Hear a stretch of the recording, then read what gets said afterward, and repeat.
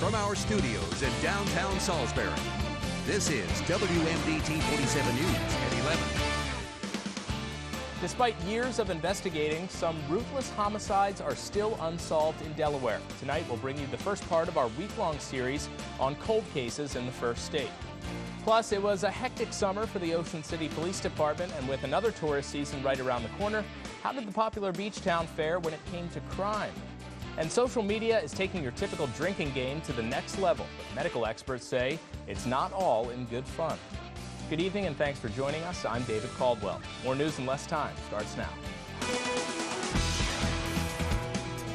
We begin this evening with a special report, our 5-part series on cold cases in Delaware. WMDT's Kelly Rule sat down with Delaware State Police to get the latest on 5 unsolved murders over the past few years in the first state. And she joins us now live in the studio with more. Kelly? Yeah, that's right, David. Tonight we begin with the murder of 23-year-old Jerome Hill. It's been more than 6 years since he was killed in Dover Air Park mobile home. And while police still have little information, they tell me they are not giving up their fight in finding who is responsible.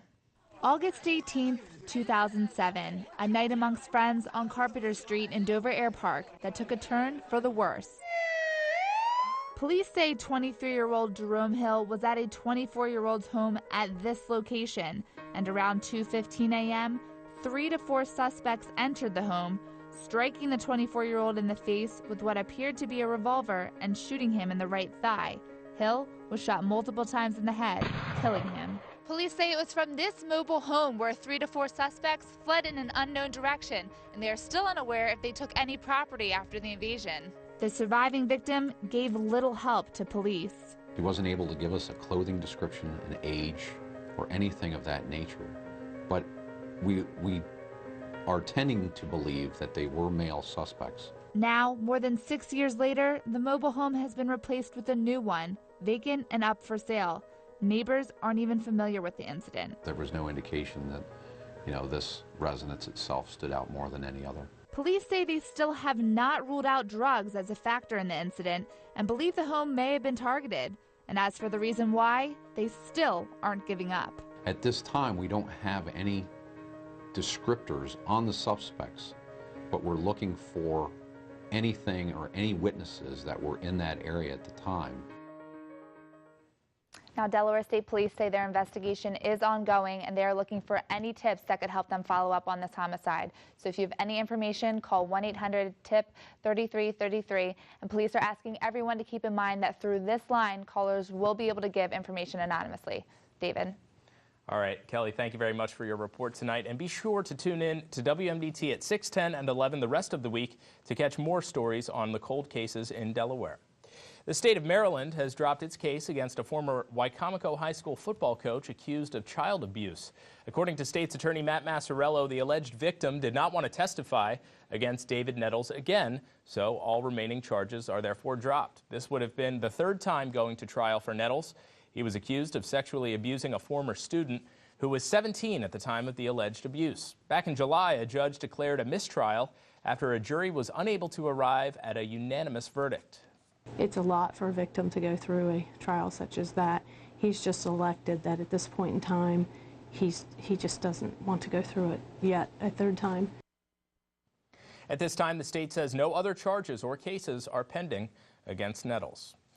In Ocean City, overall crime was down last year. The 2013 year-end report was released to town officials last week from the Ocean City Police Department, which shows only a slight increase in calls for service, along with the number of citations and warnings, but a decline in the number of arrests. Despite some high-profile crimes that happened over the summer, the numbers show a 13% decline from 2012. So that 150 plus less more serious crimes that we didn't have in 2013 that we did have in 2012 shows progress, and it's very, very promising and optimistic as we move forward. The statistics show the highest number of crimes happened over the summer, with more than 300 offenses in June. But Chief Bizzurro tells WMDT the department is ready for what this season will bring. And speaking of the upcoming season, this past weekend probably would have been a great time to head to the beach, with Mother Nature giving us a quick glimpse of spring-like weather.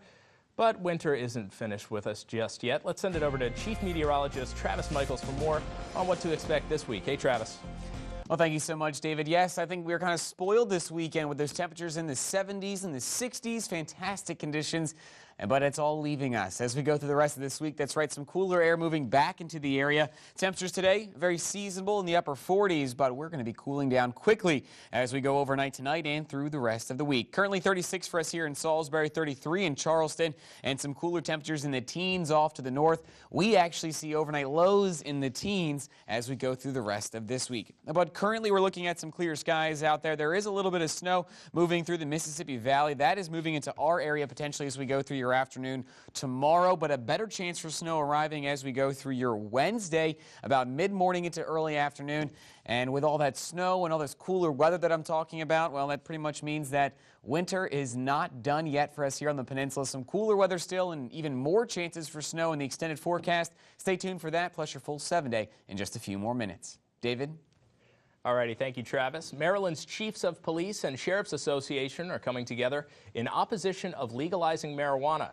In a statement released today, they say the Senate bill, which would enable the possession of 10 grams or less and alter the penalty to a civil offense, could have a crippling effect on public and highway safety and negatively impact children. A number of representatives reportedly plan to voice their opposition tomorrow in Annapolis. Well, a new weapon could be on the way for the Salisbury Police Department. The City Council voted tonight to set aside $12,500 to buy 9 electronic control devices or tasers. Salisbury Police tell WMDT they plan to use them first through a pilot program to provide proper training and decide exactly how to implement the new devices. We've still got a ways to go before they're actually out on the road. What we're looking at is to reduce injuries to our officers, reduce injuries to the individuals that they're arresting. Police say their #1 goal is to increase officer and citizen safety, and they expect the tasers to officially go into use within about a year. Now, of course, for more on this, plus any of today's local headlines, just head on over to WMDT.com. Evolution Craft Brewery is pushing for legislation to let them and other brew pubs brew more beer. A new Senate bill could raise the limit on how many barrels brew pubs can produce from the current law that caps production levels at 22,500. Evolution owners argue the current limit could prevent them from selling more to their wholesalers. However, the state's liquor lobby worries any increase would keep the breweries from selling to them and operate independently. And that legislation could affect a brand new craft brewery set to open in a few months in Ocean City. OC Brewing Company plans to be up and running in May at the corner of 56th Street and Coastal Highway. The building is about 18,000 square feet. It's the former site of a lumber yard, and the bar, gift shop, and restaurant will take up about 7,500 feet of that space. While the building is still under construction, as you can see, the business has big plans. We're going to be bringing in some great music. We're going to have some great food. We're going to be making our own sausage and brats right here to go along with some really tasty beers. It should just be a fun time for everybody that comes and visits us. General Manager Tom Lord also says they plan to have 12 to 15 beers on draft, as well as selling cans and bottles, and they plan to hold community events and fundraisers during the off-season. Now, on the topic of alcohol, beer pong, flip cup, and quarters. They're drinking games that can be fun, dangerous, and anywhere in between. Well, you can add another game to the list, but this one uses the viral nature of social media to grow, and it's already having deadly results. WMDT's Cody Leibowitz has the story. It's an online drinking trend called Neck Nominates, with a camera recording a person starts drinking a beer, a shot, sometimes more. They then perform an extreme stunt of some kind and upload the whole video to a number of websites, including Facebook. Then, I'd like to nominate. That person then nominates other people in their social circle to record their own video, and like a chain letter, it spreads. In just a matter of months, ABC News has reported 5 deaths linked to this social media trend. According to Dr. Jeremy Strokirk of Peninsula Regional Medical Center, so far there's no record of anyone heading to the hospital as a result of this exact game. Sometimes we'll see kids playing drinking games and then might dare each other. We might see kids riding bicycles. We'll see people pulling out their cell phones, taking pictures of their friends. Halloween's a good example. They come in their costumes or taking pictures of their friends or actively throwing up off the side of the stretcher. It's a very dangerous form of drinking. Salisbury University Counseling Services Director Dr. Kathleen Scott says she was shocked after watching the videos. It's not just drinking involved. People are doing things that are putting themselves in a position that could cause serious harm or death. There's really nothing good that can come of this. Cody Leibowitz, WMDT 47 News. Facebook has come under some scrutiny for the videos and sent out a response which says, quote, "We do not tolerate content which is directly harmful, for example, bullying, but behavior which some people may find offensive or controversial is not always necessarily against our rules," end quote. And now to the stories making headlines across our nation this evening. The pressure is mounting for Arizona Governor Jan Brewer. Businesses and lawmakers, including those in her own party, are urging her to veto a bill that would allow business owners with strongly held religious beliefs to deny service to homosexuals. The bill passed last week, and critics denounced it as blatantly discriminatory. But conservative groups are pushing for Governor Brewer to sign it into law. She has 5 days to make her decision. On Capitol Hill, according to the White House, President Obama will propose a 1% pay raise for federal workers next year. It would be the second year in a row that civilian federal workers would get a wage hike after 3 straight years of pay freezes. The Pentagon said military pay would go up by 1% as well. And Defense Secretary Chuck Hagel is proposing to downsize the Army as part of a broad reshaping of priorities following more than a decade of war. Under his plan, the active duty Army would shrink to no more than 450,000, making it the smallest since just before the U.S. entered World War II. Hagel's budget will be formally proposed to Congress next week.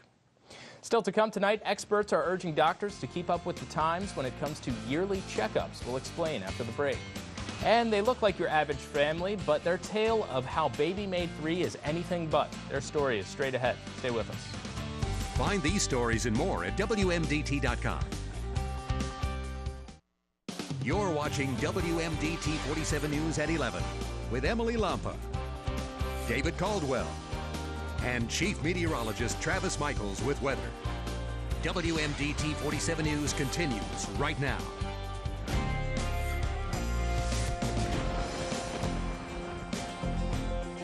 Welcome back. Looking at some chillier conditions outside. Temperatures now dropping down into the mid to lower 30s. David? Alrighty, thank you, Travis. And here's a look at what's going on in the world of health tonight. The nation's top pediatricians want to make sure that parents and doctors are up to speed on medical needs of children.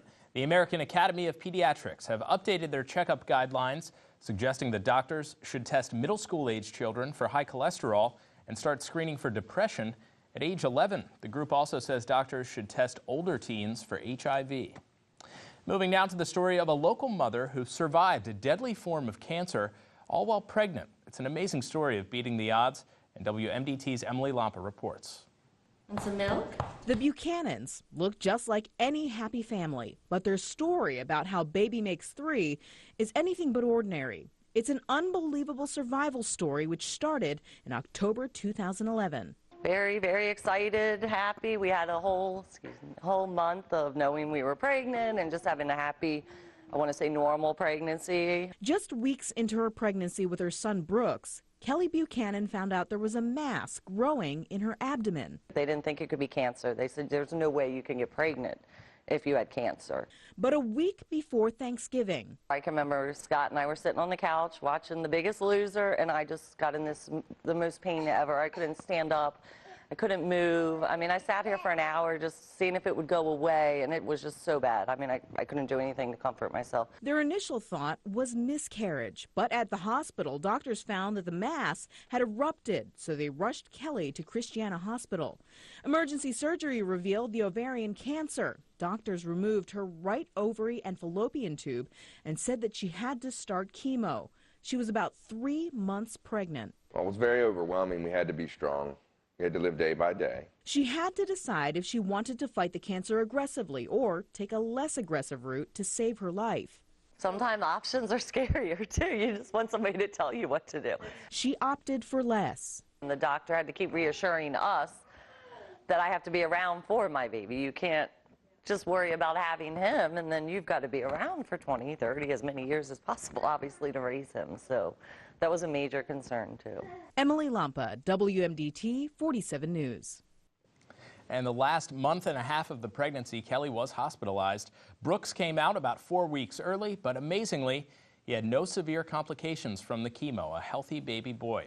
But there's so much more to this story, and tomorrow night we'll have more on the Buchanans and Brooks, the miracle baby who Kelly says saved her life. Still to come tonight, recess is getting a big boost in Wicomico County. Plus, an SU student leaps into the history book, shattering a decades-old record for track and field. Details on what he's done and what's up next for the young athlete after the break. WMDT 47 News, Delmarva's choice for more news in less time. Welcome back. Here's a look at what's going on across Delmarva in County Connection. A major change is on the way for Worcester County schools next school year. The district's Board of Education voted for classes to begin post-Labor Day next fall on September 2nd, setting the last day of school back to June 16th. Officials say the district was the last school system in Maryland to move to a pre-Labor Day start 5 years ago, and with the holiday falling at the very beginning of September, they were more than willing to change back.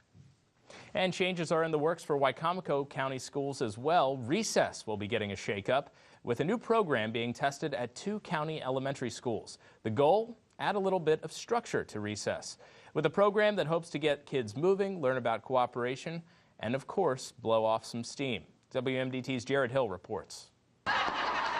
They're the telltale signs of recess, but the hoop and holler isn't coming from kids. Rather, they're teachers learning a new approach to the midday break. The PlayWorks program teaches educators how to incorporate organized games like Foursquare and Switch into the students' free playtime. It gives the students an option of something to do at recess, but they also have the option to do free play as well. The pilot program will kick off this year at East Salisbury and Westside Intermediate. Our goal really is looking at establishing a 60 minutes per day goal of physical activity, and this would go, a long way to achieving that. Michael Charlton, Health and Physical Education Supervisor, says the increased focus on physical activity is crucial in Wicomico County, where the latest data shows 26.5% of school-aged children are obese, compared to the state average of just over 22%. We have a sedentary lifestyle. Our students are definitely more, I would say, less physically active than they used to be. According to Sean Keelan, a national trainer for PlayWorks, the program promotes more than physical development during recess. That's a place where a lot of students develop their cognitive skills, their physical skills. They learn a lot of social skills there, and it supports them emotionally as well. Every little bit helps. Yes, it does. Jared Hill, WMDT 47 News. Now, the pilot program for the first 2 schools is free, and if this year goes well, the program will be opened up to all of the K-5 schools in the county next year, and that would cost between $500 and $1,000 per school.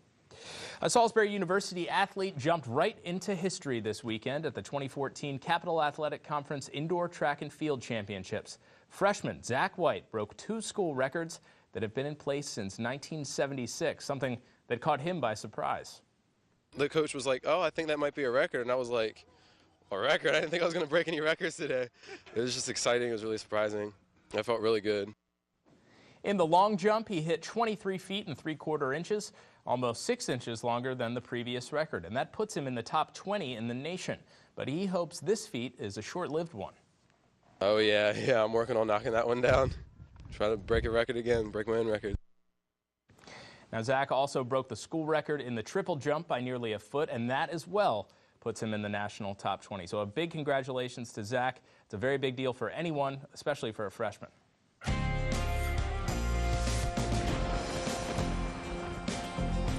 Well, we had some very breezy conditions for your Monday today, and even through the last few hours, we've seen those gusty winds. But keep it right here. We'll be right back with your Hollywood headlines. You're watching WMDT.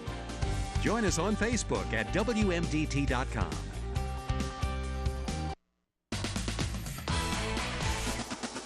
And here's a look at your Hollywood headlines tonight. Starting with some sad news, Harold Ramis, the brilliant mind behind some of the most popular comedy of the past 4 decades, has died at the age of 69. According to his talent agency, Ramis died from complications related to autoimmune inflammatory vasculitis, a rare condition he's battled for years. Ramis was a product of the Second City School of Improv in Chicago, and he wrote or co-wrote such classic films as National Lampoon's Animal House, Caddyshack, Ghostbusters, and Groundhog Day. Ramis is survived by his wife, 3 children, and 2 grandchildren. It was a rough weekend for Sam Worthington. On Sunday, the Avatar actor was arrested in New York City for punching a photographer after the man reportedly kicked his girlfriend in the shin. Now, the photographer was arrested on charges of reckless endangerment, assault, and harassment. Worthington was booked on an assault charge and was released on a desk appearance ticket. He's expected back in court later on this week. And speaking of the courtroom, Amanda Bynes has struck a deal in her 2012 DUI case. The former Nickelodeon star pleaded no contest to a lesser alcohol-related offense, sparing her from jail time. Instead, Bynes will be placed on 3 years probation, pay various fines, and must attend a 3-month alcohol education course. It's officially over between Robin Thicke and Paula Patton. A rep for the couple has confirmed that they're ending their 9-year marriage. The pair, who first met as teenagers, have one son together. In a statement to People magazine, the two said, quote, "We will always love each other and be best friends. However, we have mutually decided to separate at this time," end quote. Well, that's it for your Hollywood headlines. We're going to take a quick break, and then Travis is going to have one last look at your forecast. First, tonight's winning numbers. Good luck to you.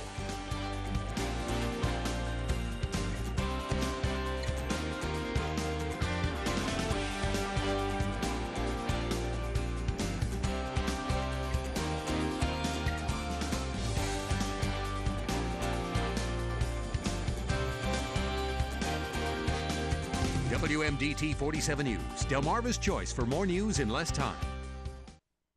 Hairstyles brought to you by Designer's Edge.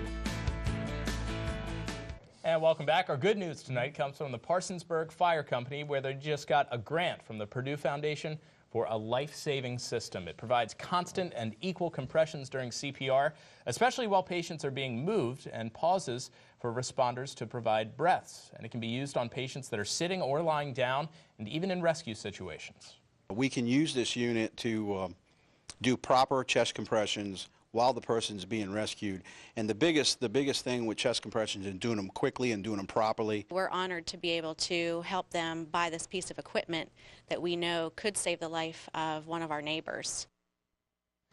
The machine currently resides at the Parsonsburg Firehouse, and all firefighters will soon be trained to use it. Definitely some good, potentially life-saving news there. Yeah, definitely a cool piece of equipment for them, and some great news for, of course, that community. We're looking at some mild news, I guess we could say. It's going to be chilly out there, but it is still February. We were spoiled this weekend. David and I were talking about that earlier. Yeah. Temperatures in the 60s, fantastic. I went to the zoo, enjoyed it, but it looks like I'll be staying inside over the next couple of days, especially tomorrow morning when we've got some chilly conditions out there. Temps expected to be in the mid to upper 20s with some increasing clouds. And then the chance for a quick flurry through the afternoon. Better chances for snow early on your Wednesday, but don't get too worried about that. We're not seeing another big storm, just chances for a little bit of a dusting at the most. By Thursday and Friday, sunshine's back, but the warmer weather is still not here. So sadly, the cooler weather's sticking around for the next 7 days or so. All right, we'll make do. Thank you very much, Travis. And here's what you can expect tomorrow morning with Lanita and Daniel. Good evening. Start your day right with Good Morning Delmarva coming up tomorrow in the final installment of our Heart Health Weekly series. We'll look at blood glucose levels and how they can impact your heart health. It's information you can use. We'll see you then. Definitely information everybody can use. And straight ahead, Jimmy Kimmel kicks off the week with actor Liam Neeson and animal trainer Dave Salmoni. Tonight's musical guest, the multi-talented Josh Groban. It all starts after this, so just keep it here. But for now, thanks so much for making us your choice for news at 11. If you missed any phone numbers or stories tonight, go to our website, WMDT.com. And don't forget to like us on Facebook and follow us on Twitter. And from all of us here at WMDT, have a good night and a pleasant tomorrow.